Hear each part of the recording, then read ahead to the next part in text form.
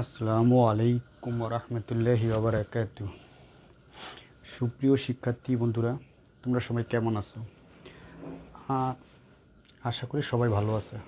আজ আমরা গণিতের অ্যাসাইনমেন্ট খাতা তৈরিকরণ নিয়ে কিছু দিক নির্দেশনামূলক আলোচনা করব। অর্থাৎ বিভিন্ন ধরনের বিভিন্ন খাতা তৈরি করে থাকে, কিন্তু গণিতের অ্যাসাইনমেন্ট খাতা কীভাবে তৈরি করতে হবে, কোন পদ্ধতি তৈরি করতে হবে, তার দিক নির্দেশনামূলক কিছু আলোচনা করব। এর পূর্বে আমার পরিচয় দিই, আমি Mohammad Masud Rana, Tongi pilot school and girls কলেজের সহকারী শিক্ষক। আচ্ছা শিক্ষার্থী বন্ধুরা, তাহলে আমরা দেরি না করে আমরা কিভাবে গণিতের অ্যাসাইনমেন্ট খাতা তৈরি করা যায় এই বিষয় নিয়ে আমরা একটু আলোচনা করি। আচ্ছা, গণিতের অ্যাসাইনমেন্ট খাতা তৈরি করার জন্য ফার্স্ট আমাদেরকে একটা দিক নির্দেশনা দেওয়া হয়েছে। সেখানে দিক নির্দেশনার ভিতরে একটা প্রশ্ন দিয়ে দিছে, প্রশ্নের মধ্যে কয়েকটা অংশ পার্ট থাকে। আমরা সাধারণ নিয়মে সবাই কী করি, সমাধান করি। সাধারণ নিয়মে সবাই সমাধান করি। আসলে সেটা তো অ্যাসাইনমেন্ট না, নির্দিষ্ট কাজ না। সেটা হচ্ছে কি, একটা অঙ্ক দিয়ে দিছে, অঙ্কটা তুমি করে দেখাচ্ছ, সেটা তো কোনো কাজ হলো না। তাহলে অ্যাসাইনমেন্ট খাতা কীভাবে তৈরি করতে হবে তার দিক নির্দেশনামূলক আমি এখানে উপস্থাপনা করতেছি। ফার্স্টে আমাদেরকে একটু দেখাতে হবে, গণিতের অ্যাসাইনমেন্ট খাতা তৈরি করার জন্য ফার্স্টে একটা অ্যাসাইনমেন্ট ক্রম থাকবে, একটা ছক থাকবে। এখানে 4টা ছক তৈরি করা হবে, 1 2 3 4। এই 4টা কর্মপত্র অর্থাৎ ছক তৈরি করা হবে। এই 4টা ছকের মধ্যে ফার্স্টের যেমন আমাদের যদি একটা অঙ্ক দেওয়া থাকে, যেমন অ্যাসাইনমেন্ট 1 2 3 4 এভাবে 5-6টা অঙ্ক দেওয়া থাকবে। তার মধ্য থেকে আমরা ফার্স্টে অ্যাসাইনমেন্ট ক্রম 1, যেমন 1 একটা ক্রম ধরলাম। শিরোনামটা কী ছিল আসলে, এখানে নির্ধারিত কাজটা দেওয়া ছিল, প্রশ্নেতে নির্ধারিত কাজটা দেওয়া ছিল। যেমন শিরোনামটা কী ছিল, প্রশ্নতে দেওয়া ছিল এটা 0.6 পৌনঃপুনিক ইন্টু 0.9 পৌনঃপুনিক, 0.6 পৌনঃপুনিক ইন্টু 0.9 পৌনঃপুনিক। সেখানে নির্ধারিত কাজ দেওয়া ছিল। তাহলে আমাদেরকে নির্ধারিত কাজ দেওয়া ছিল, এটা কাজটা করছে। সবাই কী করছে, সাধারণ নিয়মেই অঙ্কগুলো করেছে, সাধারণ নিয়মই হবে না। শিরোনামটা কী ছিল, এখানে কোন এই পার্টটা, এই কাজটা আমি কোথা থেকে পেলাম, পেলাম ফার্স্টে আমাকে এটা আইডেন্টিফাই করতে হবে। ফার্স্টে আমি কোথায় পেলাম, এটা হচ্ছে কি, এই কাজটা করলে আবৃত দশমিক ভগ্নাংশকে সাধারণ ভগ্নাংশে প্রকাশ করা, এটা ছিল শিরোনাম। আবৃত দশমিক ভগ্নাংশকে সাধারণ ভগ্নাংশে প্রকাশ করা। আচ্ছা, তারপর হচ্ছে নির্ধারিত কাজ অথবা কর্মপত্র, কীভাবে কাজটা করা হচ্ছে তার কর্মপত্র। যেখানে আমি এখানে পৌনঃপুনিক অংশটা কাজটা করলাম, কাজটা কীভাবে করলাম আমি, অর্থাৎ পৌনঃপুনিকের নিয়ম অনুসারে আমি কাজটা করে সমাধান করে মানটা বের করলাম। এটা হচ্ছে কি নির্ধারিত কর্মপত্র। এর পরবর্তী স্টেপে আমাদের আসবে শিকন ফল। কী আসবে, শিকন ফল। এখান থেকে এই কাজটা করে, অর্থাৎ এই যে আমি কাজটা যে করলাম, এই কাজটা করে আমি কি শিখলাম, এখান থেকে আমি কি শিখলাম, কর্মক্ষেত্রে হবে কি শিকন ফল। কীভাবে শিখলাম, যেমন এখানে শিকন ফলটা আমি কি শিখছি, আবৃত দশমিক ভগ্নাংশকে সাধারণ ভগ্নাংশে প্রকাশ করতে পারছি। আবৃত দশমিক অর্থাৎ এটা ছিল কি, আবৃত দশমিক ভগ্নাংশকে এটা আমি সাধারণ ভগ্নাংশে প্রকাশ করতে পারছি। তাহলে এটা হচ্ছে কি আমাদের কি কর্মক্ষেত্র, এটা হচ্ছে কি আমাদের কর্মক্ষেত্র। অর্থাৎ আমি কি শিখলাম এখান থেকে। প্র্যাকটিক্যালের মূলত গণিত প্র্যাকটিক্যাল অর্থাৎ সমাধান প্র্যাকটিক্যাল করার জন্য, প্র্যাকটিক্যাল না অ্যাসাইনমেন্ট করার জন্য গণিতের মূলত 4টা, একটা পার্টের, একটা খাতার 4টা পার্ট থাকবে। কটা পার্ট থাকবে, 4টা পার্ট থাকবে। একটা হচ্ছে কি অ্যাসাইনমেন্ট ক্রম অর্থাৎ কত নম্বর অ্যাসাইনমেন্ট, 2 নম্বর শিরোনাম কোথা থেকে পাওয়া গেছে, 3 নম্বর নির্ধারিত কাজ বা কীভাবে সমাধান করছে, 4 নম্বর এখান থেকে আমি কি শিখতে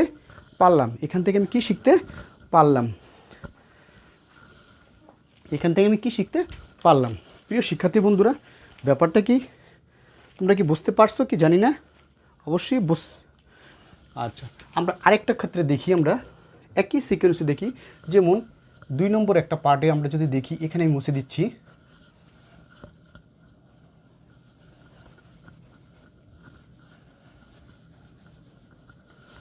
আচ্ছা, 2 নম্বর পার্টে আমরা দেখি, যেমন একটা অঙ্ক দেওয়া ছিল এরকম, 2 নম্বর পার্টের একটা শিরোনাম দেওয়া ছিল এরকম, যেমন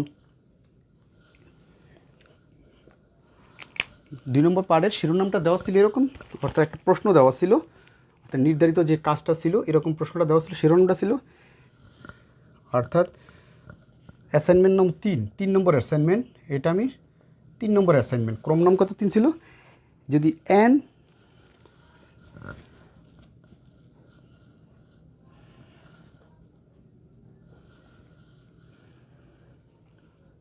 N equal to 2p-3, P belongs to N এবং এন স্কোয়ারকে 4 দ্বারা ভাগ করলে ভাগশেষ কত হবে? ভাগশেষ 1 হবে। দেখা যায় অর্থাৎ যদি একটা রাশিকে আমি যদি 4 দ্বারা ভাগ করি, অর্থাৎ নির্দিষ্ট একটা রাশি দিয়ে দিচ্ছি, রাশিকে যদি আমি 4 দ্বারা ভাগ করি তার ভাগশেষ কত হবে? 1 হবে। তাহলে এখানে একটা জিনিস দেখতে, এই অংশ এই অধ্যায়ের অংশটা ছিল কি বাস্তব সংখ্যার অধ্যায়টা ছিল। কি ছিল? বাস্তব সংখ্যার অধ্যায়। তাহলে এখানে আমাদের ফার্স্টে শিরোনামটা হবে কি? অধ্যায়ের শিরোনামটা হবে কি? অর্থাৎ এখানে যদি আমি বলি এখানে বাস্তব সংখ্যা, যদি বলি শিরোনামটা দিয়ে দিকে এখানে বাস্তব সংখ্যা, অথবা যদি বলি আমি শিরোনামটা আরেকটা বলতে পারি যে কোন অধ্যায়ের অঙ্কটা সেটা বলতে পারি। তাহলে এখানে যদি 3 নম্বর যদি কর্মপত্রটা আমি যদি বলি,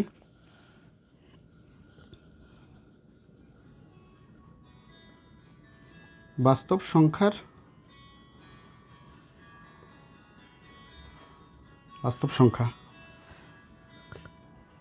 n ইকুয়াল টু 2p-3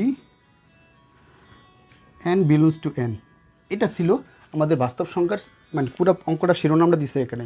তাহলে বলছে এই অংশটাকে যদি 4 দ্বারা ভাগ করি, অংশটা কত দ্বারা ভাগ করি? 4 দ্বারা ভাগ করি, তাহলে ভাগশেষ কত হবে? 1 হবে। তাহলে আমাদের বলছে যে এখানে, তাহলে এখানে নির্ধারিত কাজটা ছিল কি? নির্ধারিত কাজটা ছিল অর্থাৎ প্রশ্নটা যে ছিল আমাদের, প্রশ্নটা n ইকুয়াল টু কিছু ছিল কত? 2p-3, এই অংশটা ছিল পাশে। এখানে কর্মপত্র আমি কীভাবে কাজটা করলাম, এখানে কিন্তু বলা হয়েছে অর্থাৎ n belongs to n, n স্বাভাবিক সংখ্যা, n এর সদস্য, অর্থাৎ যেখানে n হচ্ছে বাস্তব সংখ্যা আর ওই বাস্তব সংখ্যার মধ্যে তার নির্দিষ্ট সদস্য হচ্ছে n। তাহলে n ইকুয়াল টু 2p-3, তাহলে এটাকে আমি যদি 4 দ্বারা ভাগ করি ভাগশেষ কত হবে? 1 হবে। তাহলে এখানে বা আমি যদি এটা যদি নর্মাল যদি সমাধানটা করে নেই, অর্থাৎ যেখানে n স্কোয়ার ইকুয়াল টু কত? 2p-3 whole square equal to কত? বর্গ করে, বা এখানে কত?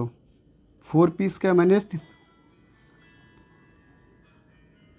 12p প্লাস কত? 9। তাহলে এখানে যদি 4 যদি কমন নেই, p square minus 3p plus কত? 2 প্লাস 1, তাহলে 2 প্লাস কত? 1। তাহলে এখানে দেখা যায় 4p square minus 2p plus 1। এখানে একটু জিনিস দেখা যায়, এই সংখ্যাটাকে যদি আমি ফার্স্ট মুভমেন্টে এই সংখ্যাটাকে যদি আমি 4 দিয়ে ভাগ করি, কত দিয়ে ভাগ করি? 4 দিয়ে ভাগ করি, তাহলে ভাগশেষ কত হচ্ছে? 1 হচ্ছে। তাহলে এত সুস্পষ্ট কত দ্বারা বিভাজ্য? অর্থাৎ এখানে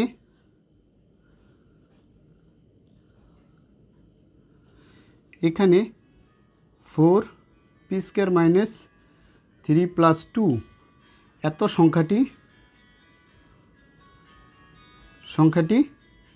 4 দ্বারা বিভাজ্য। তো এত সংখ্যাটি 4 দ্বারা বিভাজ্য হলে তাহলে কত ভাগশেষ কত থাকে? 4 দ্বারা বিভাজ্য, তাহলে 4 দ্বারা বিভাজ্য। আর এখানে থাকে অবশেষ থাকে কত? 1। এখানে অবশেষ থাকে কত? 1। তাহলে এখান থেকে আমি শিক্ষণফলটা কী পাইলাম প্রিয় শিক্ষার্থী বন্ধুরা? তাহলে এখান থেকে আমি শিক্ষণফলটা কী পাইলাম? এখান থেকে আমি শিক্ষণফলটা পাইলাম যে এখানে বাস্তব সংখ্যাটা ব্যাখ্যা করতে পারলাম, অর্থাৎ যে কোনো একটা সংখ্যাকে 4 দিয়ে ভাগ করলে, অর্থাৎ যে কোনো মানে নির্দিষ্ট একটা সংখ্যাকে 4 দিয়ে ভাগ করলে আমাদের ভাগশেষ কত থাকতেছে? 1 হচ্ছে। ভাগশেষ কত হচ্ছে? 1 হচ্ছে। তাহলে শিক্ষণফলটা কাছ থেকে নির্দিষ্ট এখানে বাস্তব সংখ্যা ব্যাখ্যা করা যাবে। কী করা যাবে? এখানে শিক্ষণফল হচ্ছে বলা যেতে পারে বাস্তব সংখ্যা ব্যাখ্যা করতে পারি। বাস্তব সংখ্যা ব্যাখ্যা করতে পারি। তাহলে এখানে বাস্তব সংখ্যা কী করতে পারি? ব্যাখ্যা করতে পারি। প্রিয় শিক্ষার্থী বন্ধুরা, তাহলে ব্যাপারটা বুঝে গেছে। তাহলে এখানে 3 নম্বর অ্যাসাইনমেন্ট, অর্থাৎ আমাদের যে 9-এর পূর্বে যে অ্যাসাইনমেন্টগুলো কাজটা দেওয়া হয়েছিল সেটা 3 নম্বর অ্যাসাইনমেন্টের মধ্যে আমাদের 3 নম্বর অ্যাসাইনমেন্টের অর্থাৎ সংক্ষিপ্ত শর্ট কোশ্চেনের ভিতরে আমি একটা সলিউশন দেখাইলাম যে এখানে শিরোনাম ছিল, অর্থাৎ এখানে একটা মান দেওয়া ছিল যে একটি নির্দিষ্ট সংখ্যাকে 4 দিয়ে ভাগ করলে নির্দিষ্ট সংখ্যাটা দিয়ে দিচ্ছে, ভাগশেষ 1 হবে। তাহলে আমি কী করলাম, নির্দিষ্ট সংখ্যাকে মানে বর্গকে 4 দিয়ে ভাগ করলে ভাগশেষ 1 হবে। তাহলে নির্দিষ্ট সংখ্যাটা দিয়ে দিচ্ছে যেখানে n = n, এটাতে বর্গ করলাম, বর্গের পর মানটা বের করলাম, বের করে তাহলে নির্দিষ্ট এটা অধ্যায়টি যে ছিল বাস্তব সংখ্যাতে শিরোনাম কি, শিরোনামটা বাস্তব সংখ্যার অধ্যায় বলা যেতে পারে। যেতে n বিলংস টু n, এখানে n এর পরিচয়টা দেওয়া যেতে পারে, কে এর পরিচয় দেওয়া যেতে পারে, এখানে n কি স্বাভাবিক সংখ্যা, n কি স্বাভাবিক সংখ্যা। আর শিক্ষণফল এই অঙ্কটা করে সমাধানটা করে আমি কি শিখলাম, এখান থেকে শিখলাম যে বাস্তব সংখ্যা ব্যাখ্যা করতে পারি, আমি এখান থেকে বাস্তব সংখ্যা ব্যাখ্যা করতে পারি। প্রিয় শিক্ষার্থী বন্ধুরা, ব্যাপারটা বুঝছো, ব্যাপারটা কি বোঝা গেছে? আরেকটা যদি আমি কর্মক্ষেত্র যদি বলি, যেমন কর্মক্ষেত্রের ভিতরে যদি আরেকটা অংশ অধ্যায় যদি বলি, আমি পার্ট 3 নম্বর পার্টের ক্ষেত্রে যদি আমি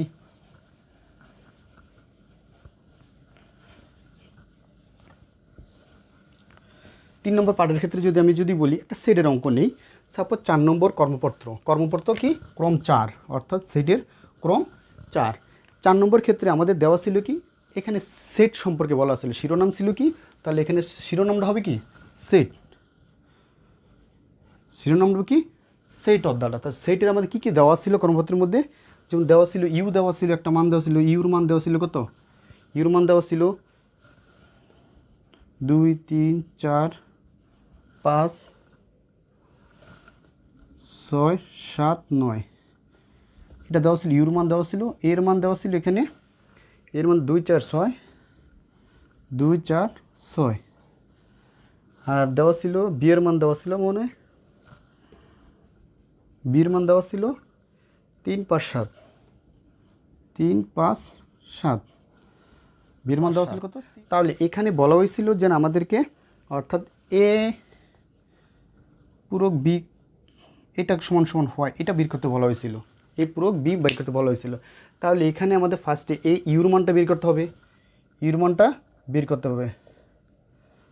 তাহলে ইউর মানটা আমরা যদি এখান থেকে ইউতে বের করে নিই, তাহলে এ কমপ্লিমেন্টের মানটা যদি আগে বের করে নিই আমরা, ইউ সমান সমান কত, অর্থাৎ এটা যদি বের করে নিই, তাহলে ইউর মানটা যাচ্ছে কত, তাহলে ইউ যাচ্ছে কত, যদি ইউর মানটা যদি আমরা বের করে নিই তাহলে কত আছে 20, এ যদি বাদ যায় এর মান কত আছে 2 4 6, 2 4 7 3 5 7 9, কত থাকতেছে এর মান 3 5 7 9।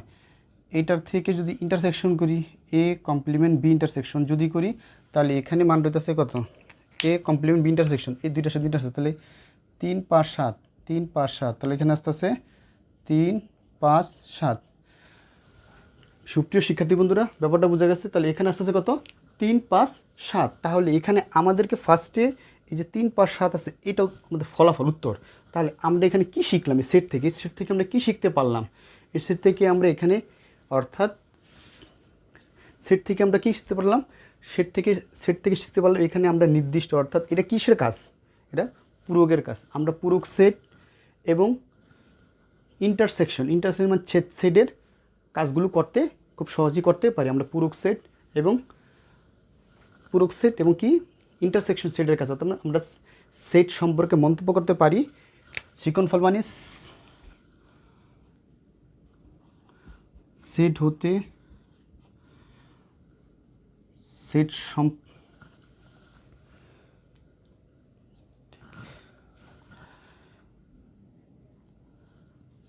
হতে ইন্টারসেকশন, অর্থাৎ যেটাকে বলা হয় সার্বিক সেট, পূরক সেট,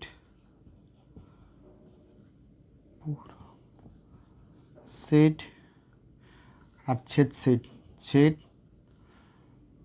সেট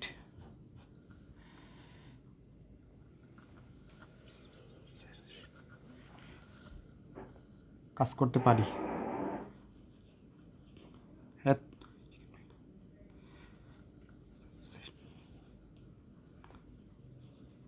কাজ করতে পারি।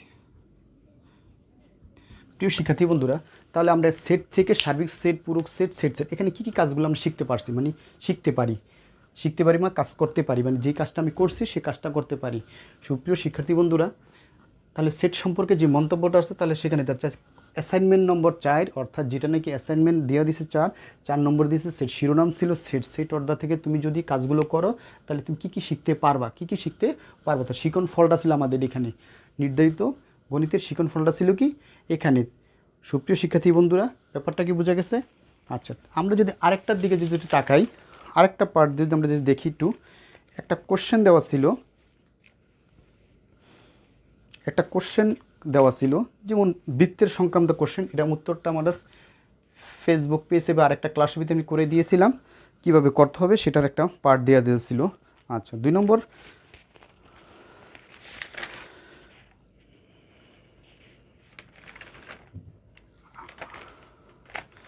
আরেকটা পার্টের এরকম একটা অংশ দেওয়া ছিল, যেরকম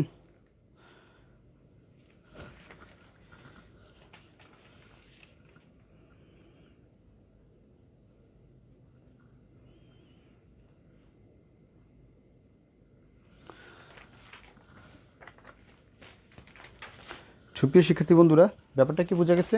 আচ্ছা, আরেকটা অংশ দেওয়া ছিল এরকম, যেমন একটা পার্টের আমাদের অংশ যদি আমরা যদি তাকাই তাহলে দিয়ে দেওয়া ছিল যেমন কীভাবে অ্যাসাইনমেন্টের, অর্থাৎ যেমন ক্লাস 8-এর অ্যাসাইনমেন্ট নতুন আমাদের 3য় সপ্তাহের যে অ্যাসাইনমেন্টগুলো দিয়েছে, ক্লাস 8-এর অ্যাসাইনমেন্ট দিয়ে দিচ্ছে, পারা দিয়ে দিচ্ছে, কিন্তু প্রত্যেকটা বারে বলতেছি আমি, প্রত্যেকটা অ্যাসাইনমেন্ট অর্থাৎ প্রত্যেকটা অ্যাসাইনমেন্টের খাতা তৈরি হবে এই প্রসেসিং, এই কর্মে কখনো কোনো খাতা সরাসরি এই ফরম্যাটে হবে না। বিশেষ করে সুপ্রিয় শিক্ষার্থী বন্ধুরা, এই যে এইভাবে যে খাতাগুলো তৈরি করা হয়, এই খাতাগুলো এইভাবে ফরম্যাট করে তৈরি করা হয়। আমি একটু দেখাচ্ছি সুপ্রিয় শিক্ষার্থী বন্ধুরা।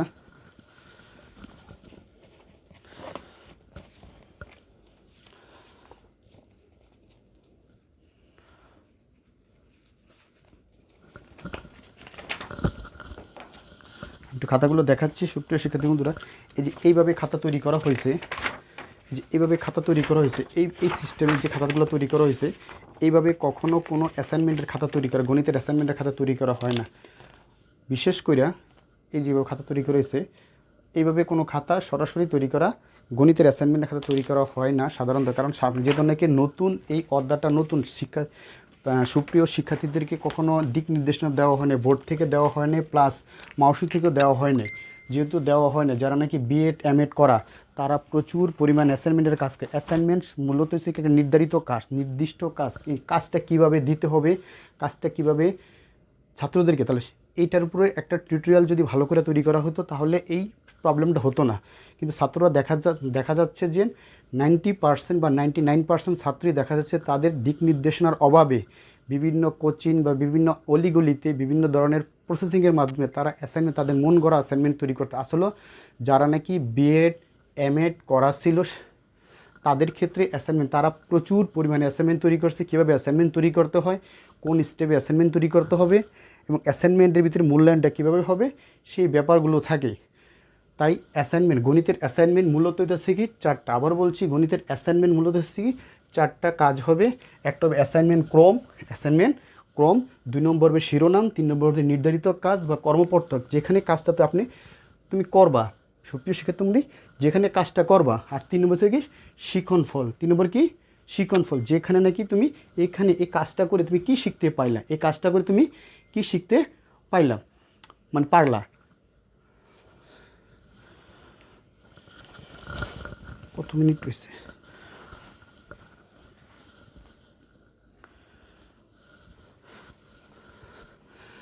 তাহলে সুপ্রিয় শিক্ষার্থী বন্ধুরা, আমরা কি এই ব্যাপারটা কি বুঝতে পারছি যে অর্থাৎ গণিতের, আবার বলতেছি, গণিতের অ্যাসাইনমেন্ট খাতা যখন তৈরি করবা তখন অবশ্যই যেমন সামনে প্র্যাকটিক্যাল পরীক্ষার মধ্যে হায়ার ম্যাথ, সামনে আমাদের আরও একটা হায়ার ম্যাথ আছে, তারপরে ক্লাস 8-এর যে অ্যাসাইনমেন্টগুলো দিয়েছে, 8-এর অ্যাসাইনমেন্ট দিয়েছে, 7-এর অ্যাসাইনমেন্ট দিয়েছে, 6-এর অ্যাসাইনমেন্ট দিয়েছে, এখানে গণিতের অ্যাসাইনমেন্ট দিয়েছে। যেমন 8-এর অ্যাসাইনমেন্ট যারা খাতাগুলো দিয়েছে অর্থাৎ দিক নির্দেশনা দেওয়া হয়েছে, সেখানে একই সিমিলারলি এখানে একই 4টা, যখন নাকি প্রশ্ন বোর্ড থেকে অ্যাসাইনমেন্টে নির্দিষ্ট কাজটা দেওয়া হয় তখন 4টা অপশন দেওয়া থাকে। একটা অ্যাসাইনমেন্ট ক্রম, একটা শিরোনাম, একটা নির্ধারিত কাজ বা কর্মপত্র, একটা হচ্ছে শিখন ফল, এই 4টা পার্ট দেওয়া হয়েছে।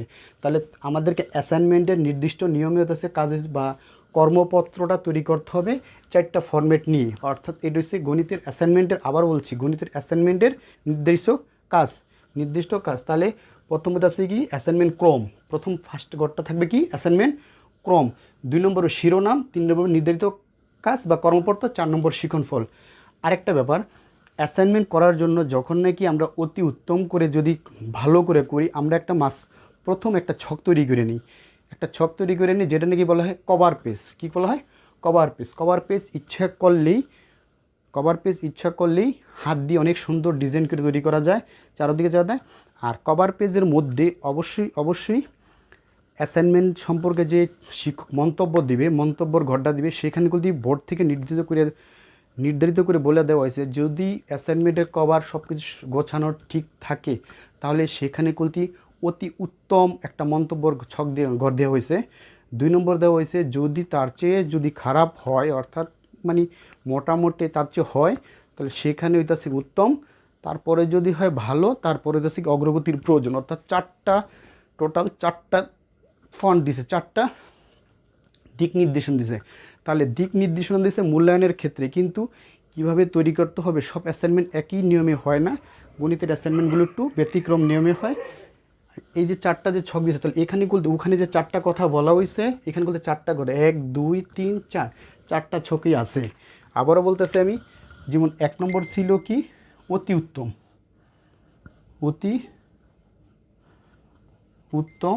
2 নম্বর ছিল উত্তম, 3 নম্বর ছিল ভালো, 4 নম্বর ছিল অগ্রগতি প্রয়োজন।